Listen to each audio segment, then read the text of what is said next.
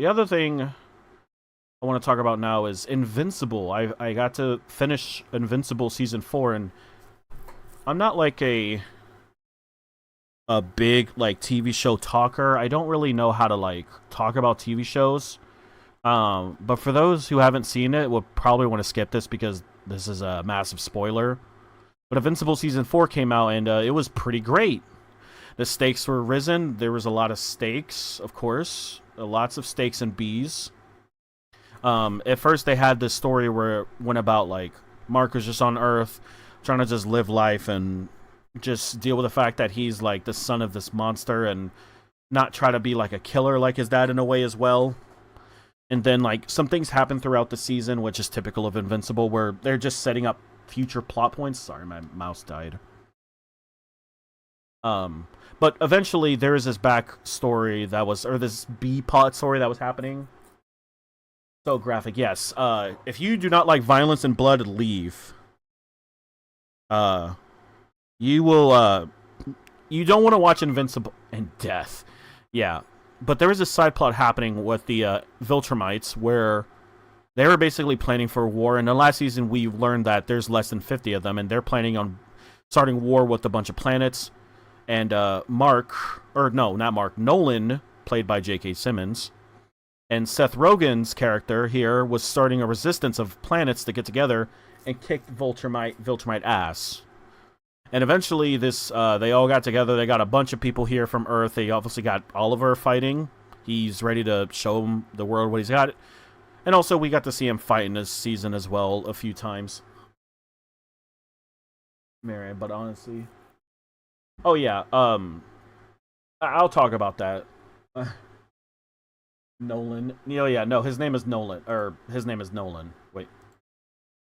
But yeah, that's pretty much how the season went. Obviously, I don't have time to really explain what happened in every episode. A lot of small things happen that's going to set up like future seasons. Obviously, the main thing was just Nolan and Seth Rogen's character just starting up a resistance to fight against them, and Mark just trying to just still handle everything that's happened. Oh yeah, that's right, because in season 3 he nearly got messed up by this guy Conquest. It's an amazing fucking fight. And yeah. So let's talk about the elephant in the room. The animation. The animation for Invincible hasn't been the greatest, but it's been just fine. I can't really show, like... I don't really know how to show an example, but there's been a lot of moments where, like, they're just JPEGing it.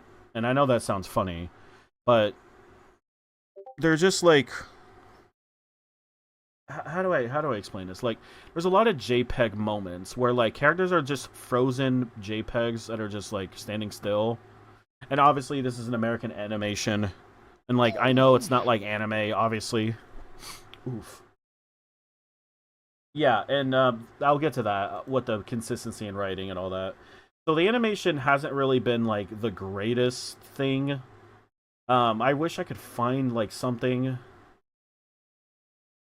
to, like, show. I guess, again, spoiler alert, but, like...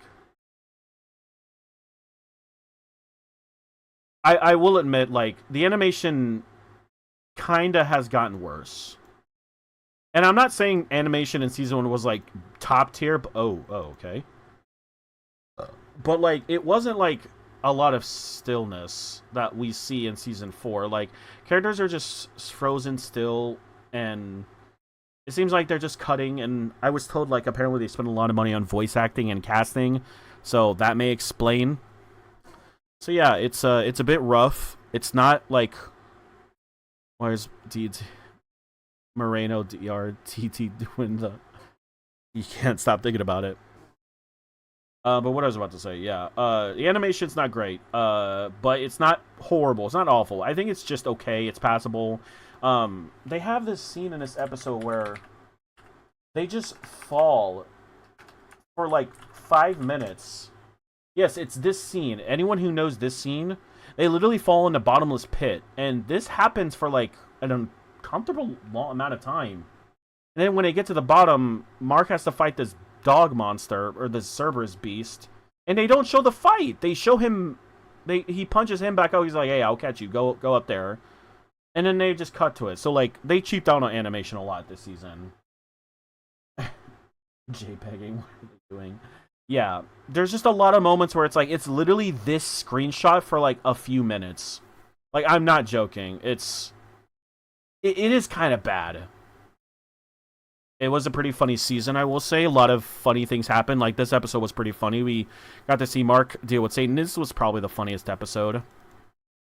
There was some more character developments with Nolan trying to understand that he's, like, a changed man and he's trying to fight for good.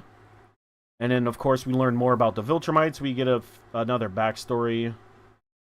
It looks like they got a season 4, a 9. Okay. We learned about the Viltrumites and their backstory about how they became conquerors, and it was all because of this guy, basically, without saying too much.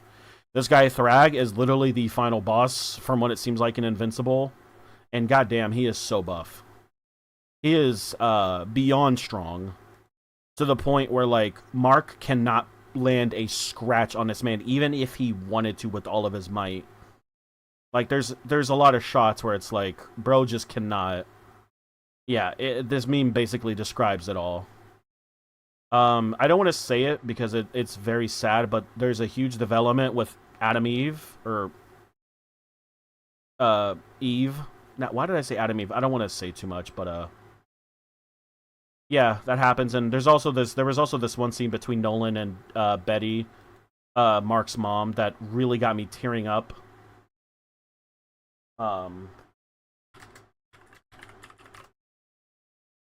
Debbie. Why did I say Betty?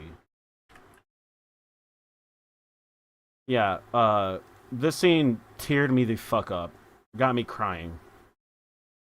But other than that, like I said, I don't want to show all this. Whoa. I feel like I just saw some, but it doesn't matter. There's a lot of cool moments, a lot of good action. And yeah. Honestly, Invincible, if you've liked Season 1, 2, 3, I think Season 4 is going to be good. I think it's nearly perfect. I just really wish they could get this animation issue down. They really need to chill with the still frames, but we'll see what happens in Season 5 of Invincible, because Season 5 is definitely happening. They've already been voicing it. And we might get Season 6, 7, 8. Who knows? But that was Invincible Season 4. I think it was a pretty great season.